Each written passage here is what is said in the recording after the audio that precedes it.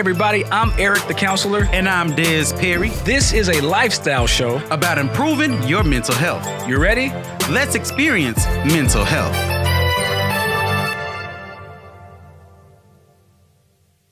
All right, what's going on, everybody? I am Eric the Counselor, and you are now tuned into another episode of Experience Mental Health, the podcast. Yes, sir. And I'm your boy, co-host Dez Perry, right here on Experience Mental Health. Man, Eric, I'm gonna tell you something, man. It's been a little minute since we recorded something. It's been a little minute. You know, life has been happening. Lots going on. I've been talking to you a lot and telling you about how stressful it's been for me at the house. Kid, day in, day out, man. But this is what we do, man. We've been talking about other shows, and we are excited about getting back. Got a great show today.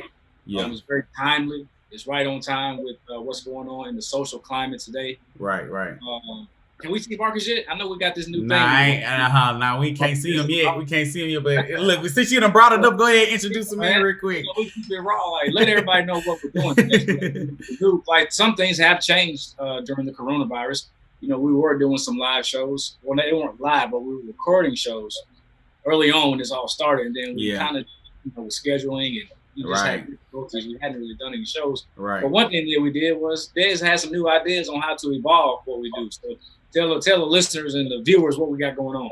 I mean, it's nothing too major. I mean, I don't want to make it seem like we switching everything up. But, we utilizing this whole live streaming thing, you know what I'm saying? Going live and, being direct. And, it's now that we can't be in the studio with people, I mean, we still got the capability where we can still connect with each other and with other people, still bring in the guests so they can still share their story, through virtual recording, whatever, this Zoom capability and all that. So, we just trying to get better and do what we got to do to, continue to curate those conversations that's needed in our community.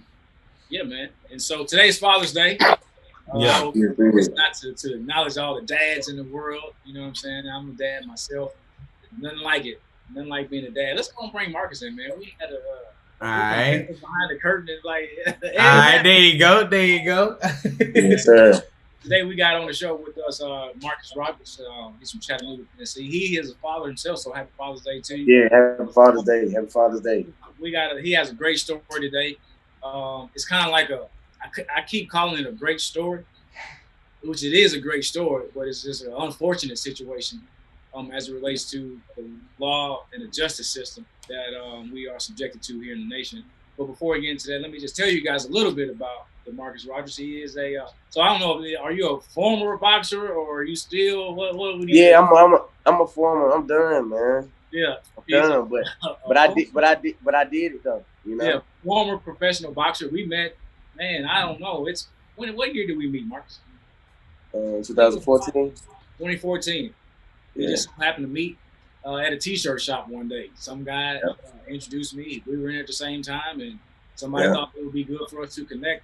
And once that connection was made, we've just been connected ever since. He didn't think I was gonna follow up with him though. I told him, I said, I'll hit you up. And you did. And we've been brothers ever since, man. Real connected. I've watched him grow.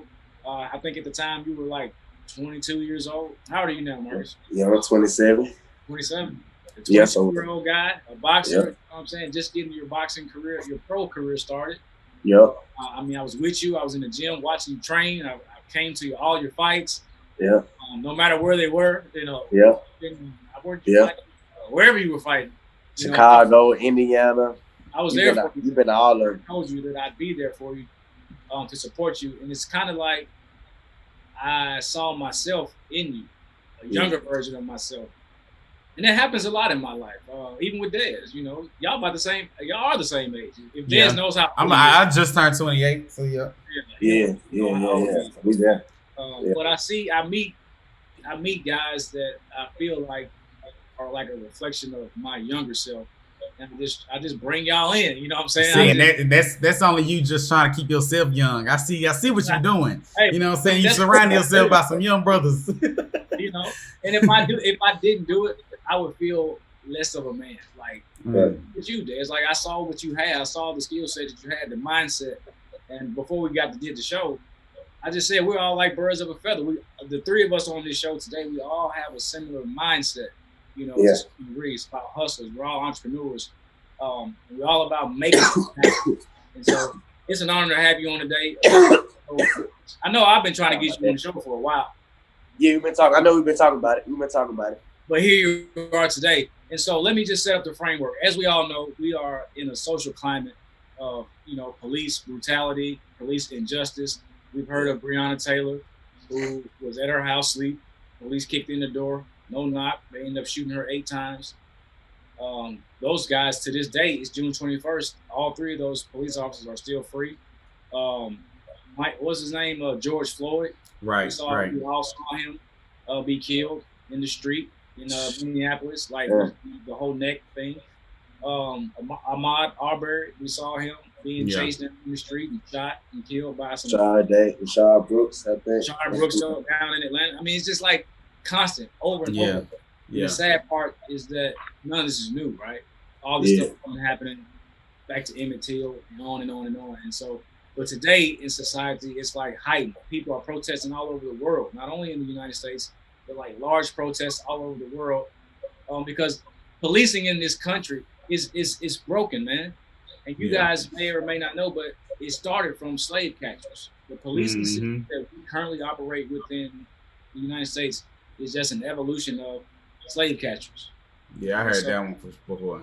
Yeah, that's just the history of the thing, man. And today you have white supremacy that has invaded it. You have all kind of negative influences in policing, and now police are more like, I don't know, man. It's just not working out. And then you have the justice system, which is what we're going to talk about today. That's what Marcus' story pretty much highlights, how the justice system, it could, I mean, you were facing 60 years, right, Marcus? Turn your word upside down. Yeah, 60 plus. We're going to let him share his story. 60 plus. He has written a book about this story. He hadn't published it yet. It's written, and you got it right there with you, don't you? It's printed. It's printed. You dig what I'm saying? Printed. But you know, I haven't put it out yet though, but it's coming. It's coming. Guilty until proven innocent. Yeah. It's a story. Man, I think so many people can relate to this story. It may not have happened to us, because it definitely hadn't happened to me. But I know plenty of people who have been wrongfully accused and was facing some real time, or even did real time behind bars. But we're gonna let you tell your story today. So welcome to Experience. Mr. Hill, I'm going to specifically ask you about the story, and then I want to talk about the psychological and the emotional toll. On you. I know we've talked about it over the phone, and I can feel it through the phone. I mean, you're just a very passionate guy. Yeah. But I can feel the pain, especially since all this happened right around the time that your son was born, and then you're being away from him for pretty much his whole life. Yeah. So listen, let's go ahead and tell us the story, man. Like, what is the story behind guilty until proven innocent? Guilty until proven innocent, man. It's what we living in every day. Black man being accused for something he didn't do. Being killed for something he didn't do. So my story is, I got charged with especially aggravated robbery, especially aggravated kidnapping, especially aggravated burglary, and unlawful possession of a weapon, saying that I committed a home invasion with 2 other people on February 20th, 2000. What was it, 19? Yeah, 2019, February 20th. So 10 days later, I think March 1st, I came wanted, and they bum rushed my house, my dad's residence, looking for me, and then it went on from there. And then my life changed drastically. Maybe 10 days. Tell us the story of like what happened. You know what I'm saying, Marcus? You've told me this, and I read it in the book. I think I was one of the first to read it. Like, tell that story, man, about, because I was telling Dez in my own way. The story, man, about what you were looking for, some sponsorship for your boxing career. Yeah. Tell that story. I met a guy through my homeboy, and I guess my homeboy had been rapping with my boy.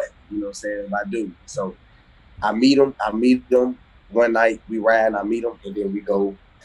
He called me, basically say, man, I'm interested in doing you some money with, the business of boxing. Basically, like he was interested in being a silent investor. But this was all through my homeboy. I never had rap with him. When I seen him, he was just like, hey, I'm interested. Ooh, so I'm like, I bet. I'm just like, holla at me, you feel me? Because I hear that a lot. Yeah. That ain't nothing new, you know what I'm saying? It's every day. So somebody want to do some business, someone want to give you some money, it'd be bullshit, but, whatever. It been some real people that came through. But he said he want to holler at me. So he hit me up about, 2 months later through my homeboy. Hey, man, want to meet with you. So we pull up. Me and my little brother, my little brother, I call my little brother. We pull up over there around 8 o'clock. And shit, basically we having a conversation. My boy, saying he asked us, do we want to off the flop? Like, y'all want some party favors, y'all want some party favors, you know what I'm saying? Basically asking me, we want to hit the cocaine. See, now I'm at the party favors. Party favors. That's what they call them. Yeah, this a white dude. This a white dude. So as soon as we get there, he like, shit, you want to hit the cocaine? Feel me? Got party favors, whatever. I'm like, nah, my nigga, I ain't here for that. You know what I'm saying? Like, I ain't here for that, bro. I'm talk to you about the business of boxing. So we start rapping. He getting high. I'm letting him do what he got to do. We rapping about boxing for about 25 minutes. Seemed like he excited. Seemed like he want to do business with me. There's a couple more things that we need to, get down before we do some business. But it seemed, the boxing conversation was going good. It got redundant though. So as I'm finna dip, my boy like, man, I got another opportunity for you. So I'm like, all right, youngin, I mean, he live good. It's a fat crib, you know what I'm saying? Maybe $300,000-$400,000 house. You know what I'm saying? Nice neighborhood, gated community. First of all, you can't get in unless you call them, and they gotta click something on their phone to let you in. Yeah. So, he like, I got another opportunity. So he called his little chick. His little chick brings something out the room. So she bring a bag out there. In the bag, it's like he dipped the bag on the table. In the bag, it's probably like $30,000-$40,000 worth of drugs. Ooh. Yeah, 30 years, say cocaine, weed bags, edibles, all type of shit. So I'm like, damn, I'm spooked at the time, bro. You feel me? Because I'm spooked, bro. You know what I'm saying? First of all, I'm gonna just put you like this. I'm gonna put it down like this. When you pull up at his house, he got like 3 cameras outside already. You know what I'm saying? One facing this way in the garage, one facing this way, one like where you come in the house at, like up on the porch. So I'm already spooked. You go in his house, like fucking 6-7 cameras in the crib. You know what I'm saying? So I was like, man, who living like that? You know what I mean? Once because I'm out here for the boxing situation. So once he do all this, I'm spooked. You know the bag, like, look, bro, let's get some money. Straight like that. Like, let's get some money. He geeked up, been on the cocaine, all of it. Let's get some money. That's what he on. You know what I'm saying? His whole demeanor changed. So I'm like, nah, bro, I ain't come over here for that. You know what I'm saying? Just straight up, just tell him. Because like I said, the time was going through my head was, who the police? Now, let me tell you this, too. I'm going to tell you some background story. But my dad is a public safety coordinator for Chattanooga. He worked with the mayor. Chattanooga, Chattanooga, cool city, but it's a white city. Race, to me, they racist. It's a white city. Just what it is. White ran, way more, maybe 99%. And I'm not saying as far as the numbers, but 99% more successful people is white than black people in Chattanooga, Tennessee. Period, point blank. And it's just what it is. So at the time, I'm thinking all type of shit. What's going on? Like, it's police. It's, you know what I mean? Somebody trying to, I don't know. You feel me? But it ended up he being regular. He being just a joke. You know what I mean? Just what he did. You know what I mean? But at the time, kind of like, I don't know what's going on. So basically, I just deny him. As I'm finna get ready to go, this go on for like 15 minutes. You know what I'm saying? But as I'm finna get ready to go, he blew cocaine in my face. Like he blew it in your face. Like how he, like he had some in his hand. Off a plate. Off a plate. Yeah, you need to get to it. You know what I mean? Ooh, but I know that had you hot, so yeah. Right. So he blew the cocaine in my face. I just snapped it. Just beat him up. Yeah. I snapped. Right. I snapped. I snapped. You know what I'm saying? Just, you know, did my thing on it, and it's just a bad situation, man. Altogether, you know, it's just a bad situation. I went over there for some business, you know, thinking, you know, a white guy, he had money, thinking he was gonna be serious. And the whole time he was just there to really just pull me into, you know what I'm saying, the drug game or whatever. You know what I mean? I'm just, you know, I just be on point, man. So I ain't going. to this, how do you end up with these charges? So he, I don't know. Yeah, so business opportunity. Then he presents you a different business opportunity. Then he blows cocaine in your face. Yeah. Then you do your thing to him. You know what I'm saying? Yeah, I beat him up. I beat his ass. Beat his ass. Yeah. And then, so how do you end up with these charges? Like, tell us about like what happened. So you left eventually. So yeah, I ended up leaving. We ended up dipping. It's crazy. I smile about this shit. I was so upset when this shit was going over. But we ended up dipping. 10 days later, police at my door. You know, police, you know, trying to get in. They shut the whole street down looking for me. SWAT team, dogs. Like I was just, you feel me? So I don't know how I got the charges. What they said was that it was a home invasion. So a home invasion is you forcing yourself in someone's house while they're there. Right. Right, and holding them against their will. It was no forced entry found ever. Man, we're finna get into all that because that's the big shit. Yeah. So that's what you want to tell us. You know, tell us. So how the charges came out? They said we robbed them, tied them up. They said we took extension cord, tied them up to a stripper pole. He had gashes in his head, but he said that was from a gun. That was from my fix. You feel me? I just beat him up real bad. Yeah. But I could see if I came in the house as a police officer, I could see what they thought. You know what I'm saying? As far as like just all the blood and maybe like messed up living room because I took his ass down through there. Yeah. You know what I'm saying? I don't know where the charges came from. I feel like the charges came from. Charges again? What were the charges you faced? Especially aggravated robbery, especially aggravated kidnapping, especially aggravated burglary, and it was a gun possession. They never found a gun. They never found a gun on me. Not one time I got charged for a gun. Never found a gun. Never found my fingerprints. Like as far as like just on the door or anything like that. You know what I'm saying? Because I never kicked in the door or did nothing like it. It was no forced entry. Right. No forced entry. I don't know where the home invasion come from. I don't know where the especially aggravated kidnapping. They said I tied him, but then I was told that I was charged wrong anyway by a lawyer. You know what I'm saying? So I think it was just a case of simply the dad. Okay, let's get into this. The dad's a multi-millionaire. The dude's dad is a multi-millionaire. The guy, the victim. He's a multi-millionaire. I just think they had a lot of pull to get those charges put on me. It took them 10 days to get my name. They knew my name from the beginning. The girl, it was a girl involved, the second victim. She didn't go to the police till 5 days after. Then it's documented now. I got the paper. 5 days after. So you tell me if a black man would have called the police 5 days after he got his home invaded and said, I got my home invaded 5 days ago. You know, and I know who did. Who wastes that long? Right. And for them to still prosecute though, for them to still use her as a victim. So for them to even believe, they ain't even take her to the grand jury and say, put your right hand up and say you ain't lying. That way, if anything come back, they can charge her with, you know what I'm saying, perjury, you know, whatever that is. Right. So man, I end up getting picked. Matter of fact, I was at the crib sleep. My daddy come get me. My daddy come tell me what's going on. So, you know, and my first instinct was like, man, fuck that. They finna have to do what they gotta do. They finna have to come get me. You know what I'm saying? So they went to Pop's house first, right? When we talked, you said they went to his house first looking for you. Yeah, then came to my spot. Hey, son, the feds looking for you. Yeah, so I ended up like waking my girl up, you know what I'm saying?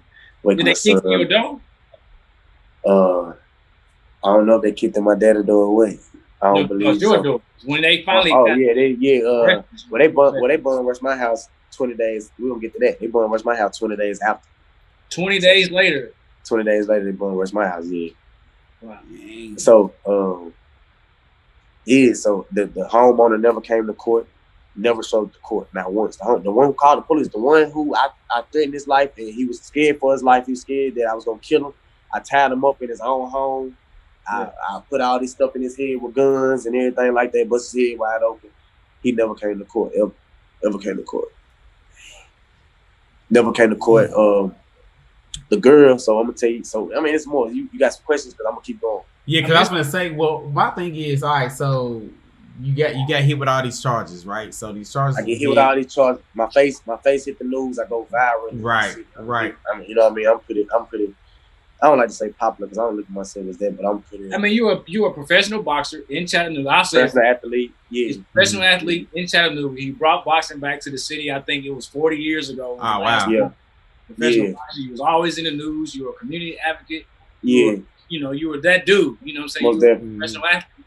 Most definitely. One of the only ones in Chattanooga. So most you definitely. had notoriety. People knew who you were. Yeah. It kind of I lost everything, man. Yeah. I lost everything, man. So look, I want to know about. I mean, I know. Tell the story about when you got arrested, though. Like, so when I get, you know, so best, but I turned myself in. You know what I mean? So okay. I turned myself in. So they never came and got you. They never came and got you. Yeah, they came, but you know, I wasn't at the spot. You know what I'm Okay, saying? got you. So yeah, they came to get me, but I wasn't at the spot. Yeah, guys. And so when you were sitting in that, when you turned yourself in, like what's going through your mind? Like you turning yourself in, like what's going through your head, Marcus? I was sick. I really did it fast too. You know what I'm saying? Kind of like I did it fast.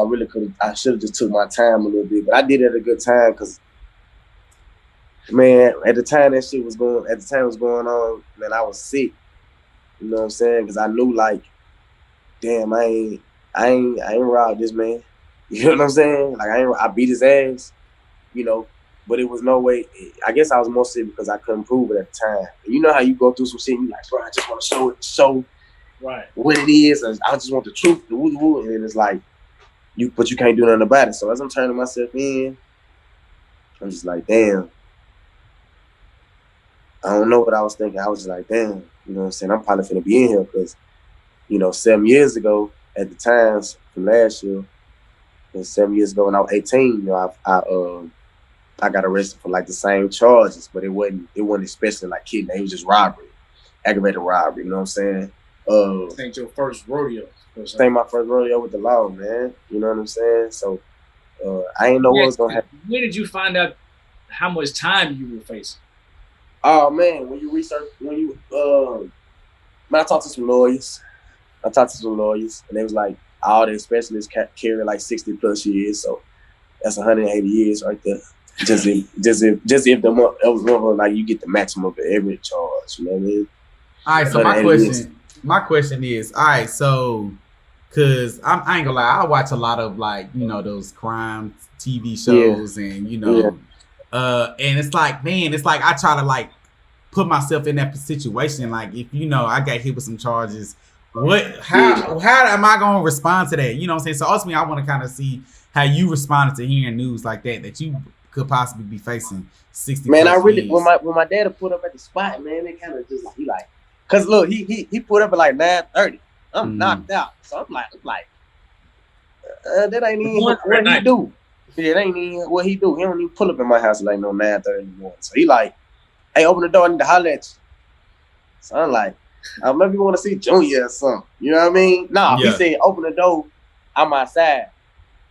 I mean, what dude doing in my house early? You know what I mean? Yeah. So I come downstairs, I'm like, what's up, y'all straight? Because he had my coach sport with him.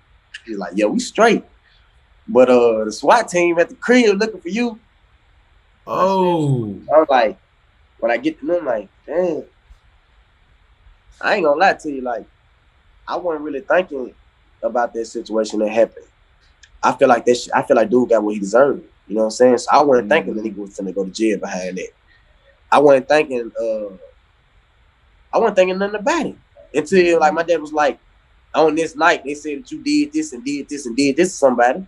And then when I was like, what I do that day, you know what I'm saying? Mm-hmm. When I realized like, oh damn, they talking about bruh, that shit just fucked me up. ASAP. Damn. So my thing is, I was like, damn, he got me. Like I was thinking that because shit, you go in a nigga house, think you going, okay, I come from streets. I come from the, you know what I mean? I come from the lower class. I say it like that. You know what I mean? Because my mama worked. And I don't never want to disrespect her and never think that, like, I'm just saying we come from nothing. But we could have had better. But we had the, you know, the middle. Yeah. Whatever. Yeah. You know what I mean? It's black lives. Average black life. But so, nigga, when you build yourself up for years, you put your own money to yourself for years. You got people like K-Par who investing in you for years. You know what I'm saying? And you building this company for years, and you working your ass off for years and years and years to build your brand and build your name. Shit, you don't play when it comes to some money about a motherfucker trying to invest in you and help you get to the next level. You know, you jump on that. You know what I'm saying? So the fact that I knew that I was going over here about business and it turned into that, you know what I'm saying? And then for him to flip out and be like, man, he didn't rob me. You know what I'm saying? That kind of that like did something to my heart. And to know like, damn, they can't get me then.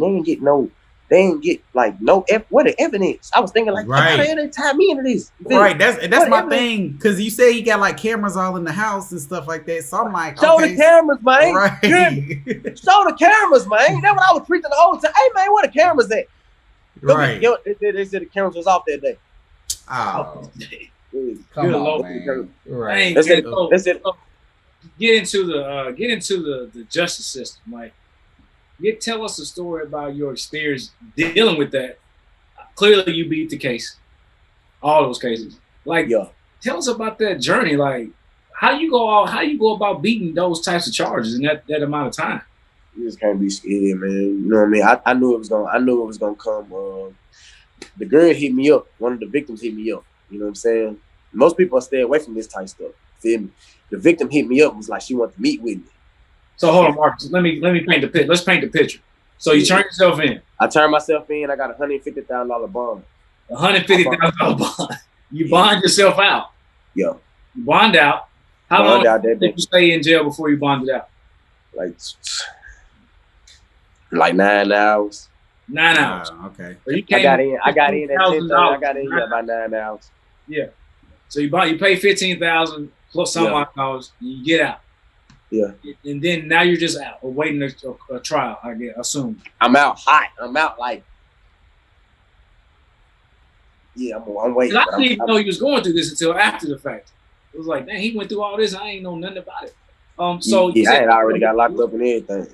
So so you out, bonded out, you got these charges, and you going. I know you were going through the psychological toll of it because again, your son was just born. Yeah, newborn son, girlfriend. I got a family at home. This victim number 2 hit you up. What's she talking to you about? Like, why is she hitting you up? Man, she hit me up, was like, she came through another dude that hit my line, was like, hey, I got some information that can help you. So I'm like, bet. You know what I'm saying? So I tell my brother to call. I'm like, man, call bro, see what he on. So he say, hey bro, woo. Man, I got some info, I need to help, I need to holler at you. Pull up. He gave me his name, like, this is my real name, nigga. I ain't no snitch, I ain't none of that street nigga. Huh. I'm like, so I mean, at the end of the day, I was like, all right, bet. So we look him up, see what he on the street, nigga, them call charges, woo. So, cause I want to know who I was going to meet. You know what I'm saying? He hollered at me. We go meet him the next day at 12 o'clock. And he basically tell me that the girl, he know the chick. Now, I never seen the chick a day in my life before I seen her at the house. Even after that day, I couldn't tell you what she looked like. Yeah. You know what I'm saying? I barely seen her. But he said, I love a little chick. You know what I'm saying? A little victim that was at the spot when you woo. So he was like, she want to holler at you. Feel? I was like, all right, bet. So we go back late on that day, 5 o'clock. That was 10 o'clock. We met at 5 o'clock the next day. I mean, afternoon. Sorry about that. That afternoon. So I go up. That's basically like she want to clear my name, but I got to pay her. You gotta. So she's extorting you, baby. She extorting me. Yeah, she extorting me. You know what I mean? How much? How much was she trying to get you for? Let me tell you how lame and broken. Let me tell you how petty these folks is, man. She put her life on the line for $1,000. $1,000. That's it. Man. They could have healed her, bro. We could have did anything we wanted to. She came to my side of town. You know what I'm saying? Met me in my side of town by herself. we weren't on that. What's your response to that $1,000 bribe per se? Say it again. What was your response to that $1,000 bribe? I bet. Like, I'm like, look. Oh, that's it. That's it. Do what I did. So I say, she's not clean name. I want. So she telling me what happened. She telling me basically like, dude set me up, and she is blaming on another dude, saying that another dude was coming to rob me. And then what she telling me, and I don't know, like, it don't even make sense to me. But then what she telling me, she said he blew the cocaine in my face to stall me out because I was trying to leave, but it was another dude that was coming to rob me. So what happened was, it was a dude that I guess had a problem with me, or I got into it with his homeboy or something like this, right? I don't know if he thought I had some money. I was gonna bring a whole bunch of money to bruh crib or whatever. So this what she telling me though. She's saying basically the blow the cocaine in your face was to stop you. He didn't think that he was gonna go that far. Like, he didn't think he was gonna get beat up. Right. Yeah. Come on, what you thought was gonna happen. Yeah, so that was she telling me. So I'm like, all right, bet. So I say, man, look, if I give you this rat, you know what I'm saying, you need to go get. At this time, my co-defendant, my little brother, he in jail on $400,000 bond. You know what I'm saying? He got a bigger bond than you did. Yeah, he got on the top. Like, they put him on the top 12 most wanted list. Dang. I'm saying it, but then I'm gonna tell you about the sloppy police work. He at school the whole day Monday. They never come get him. Wow. This is like they never go to his house to get him meat. They put him on the top 12 most wanted list and never went to his house. This type police we dealing with. The people who not here, they not here to come. Huh? When you say he was in school, you mean like high school? Yeah, he was in high school when this happened. Wow. What? Like, yeah. The whole time I'm thinking of a grown man. Most wanted in what? In Chattanooga or Tennessee or whatever. Yeah. And they never went to the school to get him. Like, that's the first never went to the school to get him. Never went to his house to get him. Not one time. Not once. But he on the top 12 most wanted list. So this girl done offers you $1,000 to tell you to go drop the charge. She say, give me $1,000. I go drop the charges and tell the truth. Like, say that this didn't happen. This the girl that went 5 days after. She said they put her up to it. She was like, they made her do that. It was she was telling me. Like, they said they made me do it. They was gonna do something to me or whatever the case may be. Wow. It was she telling me. Yeah. Beyond, okay, so after y'all had this conversation, did she drop the charges? Did you give her money? Or? Nah, I gave her an envelope. I gave her an envelope full of paper. You know what I'm saying? I knew she wanted. I knew she, like this sound like the like a. This this a whole movie. You gave her an envelope full of paper. I gave her an envelope full of paper. Once I had already like kind of figured out that she wasn't gonna do what she said she was gonna do. Wow. I wasn't gonna pay her anyway because that was the catch from 12. You know what I'm saying? 12 would have tried to catch me up. She a victim. Yeah. You know what I'm saying? All he was gonna pay her to drop the charges. That's you feel me? Like they was okay. So let me tell you this. Let's jump into it. She gave me $1,000. She offered me. She said, "Give me $1,000." I basically give her an envelope full of paper. So I guess she get mad at me. So Tuesday come. The next Tuesday come, and we go to court. She showed up to court. And it was the same shorty that just met up with me. Yeah. She showed up to court. But I'm gonna tell you why she showed up to court. We had videos and pictures that she met up with me. My daddy, me tripping out and not just being smart and being emotional at the time and waiting in the court. I sent the pictures to my dad and was like, send him to the investigator. See, I'm on some like, fuck, send him to the investigator, let him know he wrong. You know what I'm saying? He wrong about this shit. So he sent him to the investigator. And the investigator never hit my daddy back. The investigator, then this is the same investigator that told my daddy what was going on when he the one sent the SWAT team to come get me. He took the warrants out on him. See what I'm saying? Yeah. He never talked to me. He never called me. He never brought me down to Amacola. That's the service center to have an interrogation with me. He never called my phone. He never did nothing. He never called my dad. And come on, everybody know who I am. Everybody know who my dad is in Chattanooga, Tennessee. If you want to get in contact with me, it was even something I heard off the record that, you know, somebody from the police force had actually told him to before you prosecute, make sure you talk to his daddy first. Because you realize, my daddy worked with he the public safety coordinator, so he worked with the police officer to make sure everybody's safe. Right. Feel me? Never did none of this. He never did nothing. Just put the warrants out on me. So I seen him the pictures. He go get girl. He go tell her like, hey, you come to court or I'm coming to get you. Cause I seen you had pictures with this dude. You know what I'm saying? Now at this time, he just trying to save face. Right? He just trying to save face. He just gave her the court. So she come to court. The court date end up getting put off to another date. The lawyer that I had, he was my guy lawyer beforehand, before like the case, so he couldn't represent me because it was like a conflict of interest. But he pushed me to the side and was like, he ain't gonna show up to court. He ain't got no, like, he been in trouble too much. He ain't gonna show up to court. Like, the DA knows some bullshit, but you gotta go. The attorney you had represented this guy that's accusing you.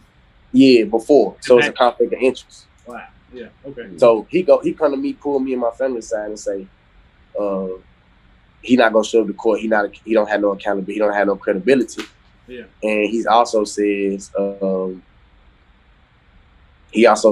hey, we heard. He said the DA noticed some bullshit, but you still got to go through it. You feel me? That's what he telling me. Like, the DA knows it's a bullshit case, but they ain't gonna dismiss it. You got to go through the process of paying the court fees and paying lawyers and all this shit. So, also we heard that day that the daddy came back to the DA and said somebody had showed up to his office and threatened him not to come to court.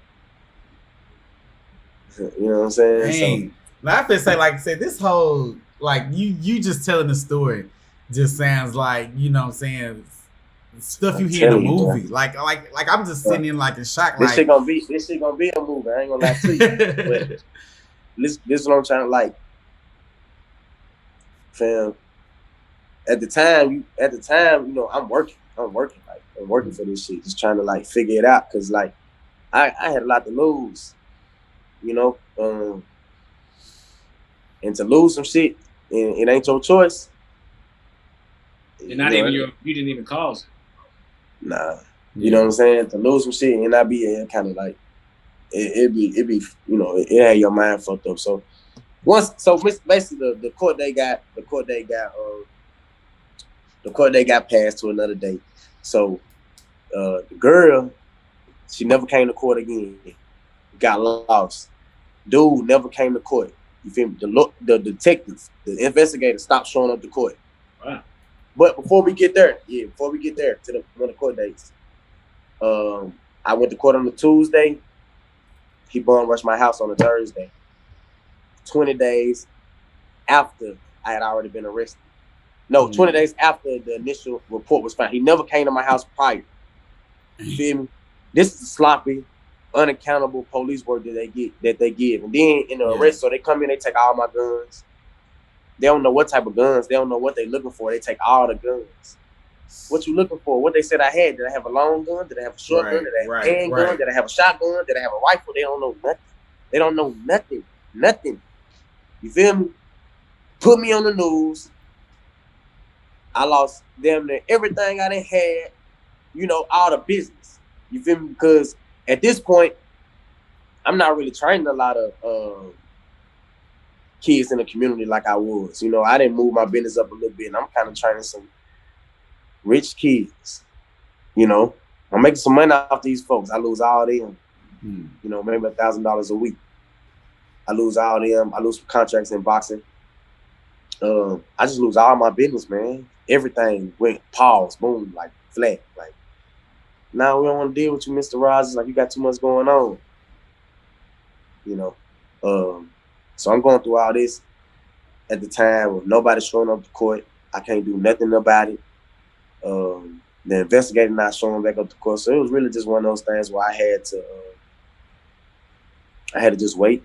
I had to wait my turn, but in the sense, in that whole process, losing everything, being looked at as, even a response now. I'm telling you, man, I be out and going to eat. And the last time people seen me was on the news, so they'd be like they seen a ghost when they see me. Yeah, man. So how did all this get resolved, though, Marcus? Because everybody stopped coming to court. It was simple, Charges were dropped. Charges dismissed. DA dismissed the charges. Or the DA stopped to drop the charges against you. Yeah, dismissal, yeah. Dang. At this point, how does it feel when you finally got the news that the charges were being dropped? Yeah, it felt good. I was there. Yeah, it felt real good. Like, just to know, like, you know, I ain't gonna be away from my son. Right. I think in that 2-3, I think it was 2 months. Yeah, 2 months span. 2 months. Yeah, so all this happened in 2 months. And 2 months. February 20th to April 23rd. Dang. Boy, that probably like the longest 2 months of your life, boy. I think in this 2 months, man, because you as a man, you start how people looking at, if you built, like I say, man, I go hard, I go all the way hard. So like, damn, you know what I'm saying? I lost it all, but not only that, just what I'm finna do. You know what I'm saying? How my kid, you know what I mean? I don't believe for my kid. Like, it's a lot. Got a family. And my daddy, he big in the city. So how people looking at him? Was this about him? Was this about him? Was this not even about me? Was this shit about him? You know what I mean? It was a lot, bro. People. I feel like people was in position to stand up for me and they didn't. I was hurt. Marcus, I know, people, our listeners and viewers are going to watch this. It's only a snippet of who you are, but I know you. You are a compassionate guy. Like, you have a big heart. You like to laugh and joke and play. But you say you're very serious. Like, I don't know too many people with a work ethic hard and strong as yours. But when you were going through all of that, who was there for you? Like, how did you deal with losing all those contracts, losing your business, potential losing your freedom? Like, psychologically, that takes a toll. Who was there for you? And I will point out real quick, Eric, that's a good question because, you think about that. Yeah. I feel like a lot of people are dealing with that. Like right now, think about how many businesses, are losing from Corona, things. But continue with your response, Marcus, though. I was just thinking about that. Who was there for you, man? How'd you deal with that? The psychological part of it. I know we talk about it. And I know, I'll let you share in your own words, but yeah, man, how'd you deal with that, man? What was it like? First of all, tell us, like, be real with us, bro. Tell us, like, man, I was angry, man. Who was there for me? My family, once they figured out I ain't do that shit. Yeah. I think at first it was like, damn, this nigga back in trouble for the same shit. My family was there for me. You was there for me. I lost a lot of folks, man. I ain't gonna lie. Like, that situation hurt me, dog. Yeah. This shit hurt my heart. I ain't gonna lie. And I'm not. The reason I'm asking you this, Mark. Nah, ask me all that though. I am. I am. I'm just saying because people need to see, especially us men, like, you don't just go through that and it's like, oh, I just dealt with it. Right. No, man. You actually had feelings. You felt some kind of way behind all this. Yeah, I was fucked up. I was fucked up because, you know what I'm saying, I really feel like, okay, like my co-defendant, that was my girl, little brother. So that shit like brought a wedge between me and her family a little bit. Not now. I love them to death. Like, they're my people, you know what I mean? I think they love me too. So I ain't, but it just, you can tell, bro, you know what I mean? Like, it brought a wedge between that. So that brought a, like, situation between me and girl. And just shit, bro. I was down, bro. I remember like getting my son a bath, like just dropping tears though. Yeah. Like, you feel fucked up. Like, what were you feeling in that moment? How did that? Yeah, I ain't feel like I knew how I was gonna provide and shit as a man, and that shit like I had been moving so fast, bro, trying to like get out the trouble and just trying to keep myself busy so I don't flip out and beat some more people up or something. You know what I'm saying? When you in a tight situation like that, like, or just even get your mind ready for like some prison shit, because you really don't know what these folks got against you to where they feel like they can put out them charges on you. That's another thing too. At what point do y'all feel like y'all can put all these charges on me, right? What do y'all have against me? You know what I'm saying? So I started going back because I ain't perfect. Feel I'm a hardworking man, but I ain't perfect. What the fuck did I do in the past to where these folks feel like they got something where they can be like, nigga, you go and take this little plea because we finna do you. You know what I'm saying? Especially like charges that come out of nowhere. So then the whole time they were saying like it was 3 people down there. I had 2 people. What was the other third? It was just so much bullshit, bro. It was so much bullshit. I feel like them folks was against me. I was mad at the fucking police department because I feel like,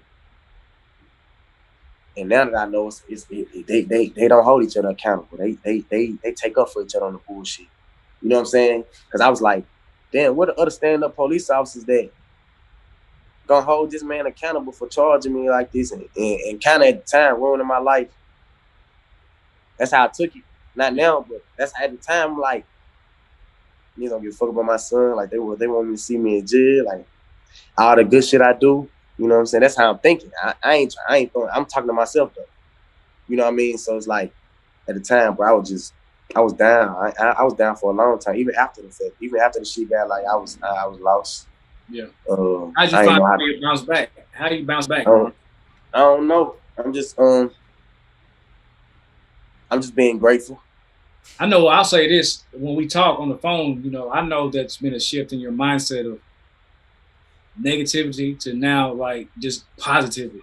Yeah, period. That's all I'm on. You know, you picked up this positivity mindset. How has that helped you? Tremendously. I show back. I didn't show back. It was crazy because I was like, damn, the last couple months, I said I was broke at the time. You know what I mean? And I didn't show back. So it's like my son doing well, my son healthy. You know what I'm saying? My son, that's how I show back. It's really just because there's so many emotions, bro, I go through, and I can just sit here and talk about it all day. But just really my son, just the really important, like that really brought me closer to my kids. And just to know, like, slow down. You know what I'm saying? Because what if I would have killed that man or something, man? Yeah. You know what I mean? Or look, I ain't had no pistol, so what if that man would have killed me? Yeah. And then said that I came in and tried to rob him and got away with it. Yeah. That's crazy. So I guess it's one of them things where you be like, man, my mom went through this, man. My mama, I think I was in 6th grade. My mama got locked up, like, for inciting a riot at a white school. You feel me? Like, all this stuff. You know what I'm saying? Like, you got to dismiss because it was bullshit. But I mean, you know, I never thought I'd go through no shit like that, though. And especially when you get the status, and then you never think that the people are people let you down.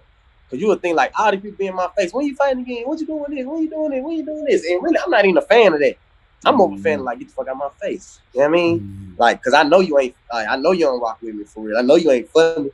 But just the, man, what do my kids look up to you? And then, like, as soon as you face it the news, they take off. You feel me? Like, they take off. So, just being hurt by so much, bro. Just being, even with the people I did business with. Just like, dang, I'm telling you I ain't do that. So, what's up? You know what I mean? They look at you like, my nigga, it's over with. You know what I'm saying? Just the hurt feelings of everything, like everything. My kid, and that night that I kind of like dropped tears by like giving him a bath. That changed my life. Yeah, mama, right there. That changed my life. The one question that I wanted to ask you, Marcus, real quick was, you know what I'm saying, with everything that you kind of went through and everything that you've been dealing with, you know, the situations you was in, people coming in and out of your life, not being there to support you when you was going through those tough times. Like, how do you cope now? You know what I'm saying? Or how does it affect your life now? You know what I'm saying? That you experience that stuff. Yeah, I think now I just kind of like, I just stay out the way. I keep my mouth closed. I listen more. I'm just focused on raising my kid, you know, being for my family, you know, staying out the way, doing better, letting that motivate me to do better. I'm one of them guys, man. I don't let nothing get me down. You got to kill me to kill me.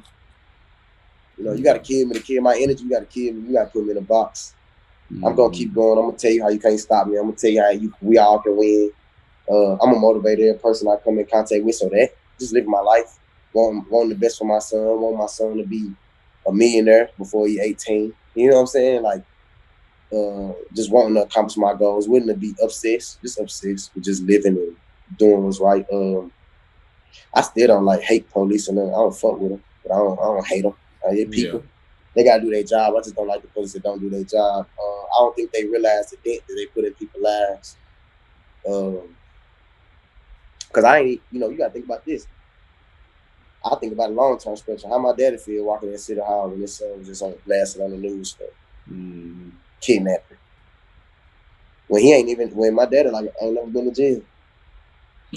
So just coping with the real, fam. Just being honest with myself and knowing that this shit can happen. Knowing that I can walk out the house and be killed by the police, so I don't put myself in that situation. Knowing that I can be easily, I say this compared to the guy that was just robbing the jewelry store. You know what I'm saying? I ain't doing shit but taking a job down the street.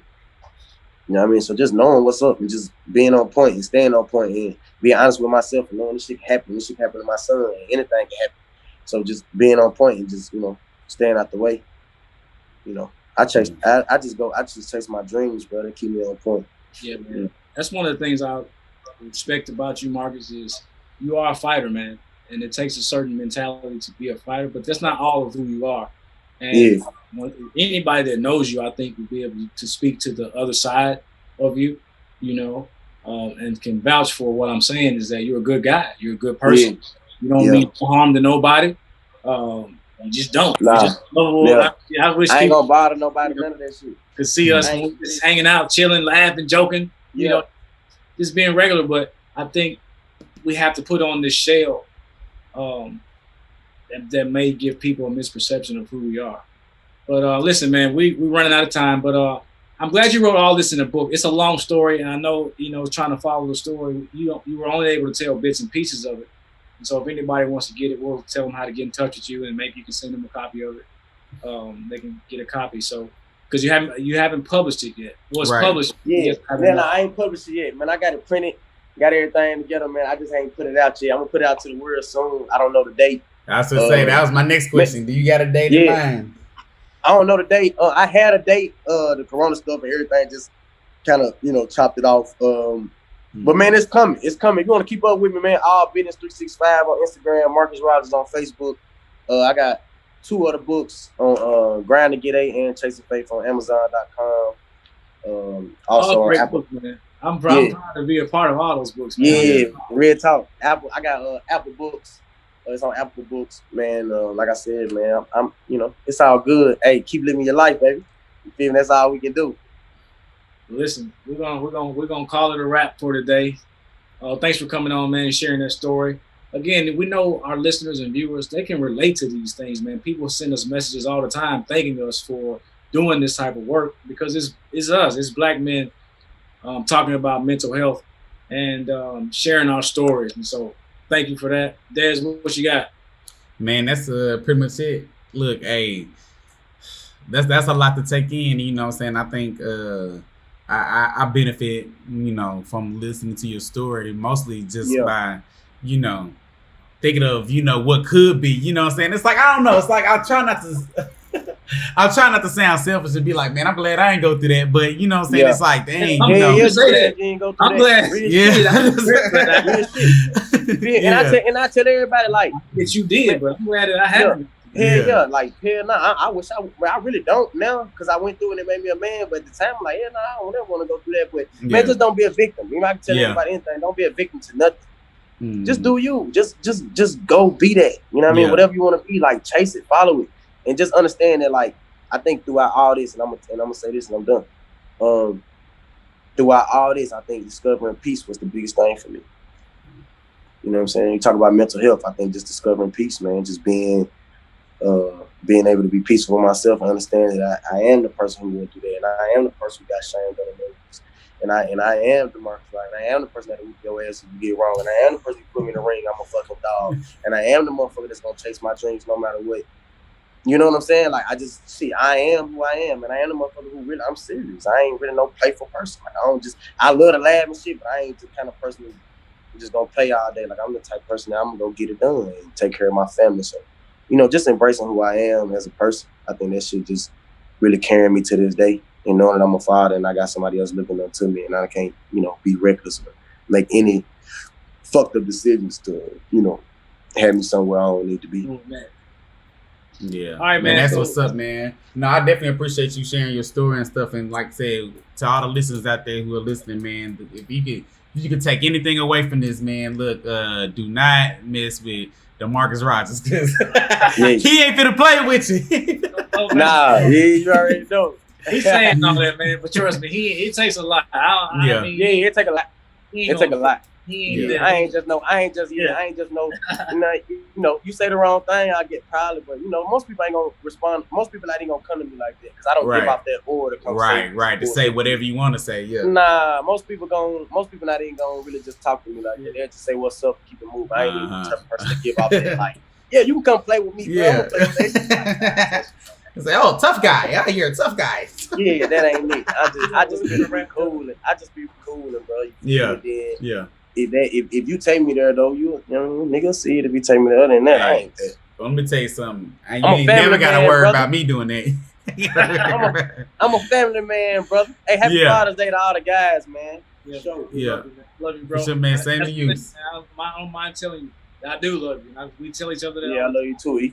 And so, look, that's going to be it for us today. Be sure to hit us up. You can watch this and all the other episodes on our YouTube channel at Experience Mental Health. We're on Facebook, YouTube, podcast. Yes, sir. Make sure y'all tune in to the Marcus Rogers podcast too. Yeah, oh, most definitely. Sir. Subscribe on. And listen, as we always say, folks. Well, I'll say this: Happy Father's Day to all the fathers in the world. Keep being the example for others to follow. And that's going to be it. Make it a great day, folks. All right. Hey, guys, if you really enjoyed that episode, make sure that you like and comment, as well as subscribe to the Experience Mental Health Podcast, because this is the #1 mental health podcast in the nation.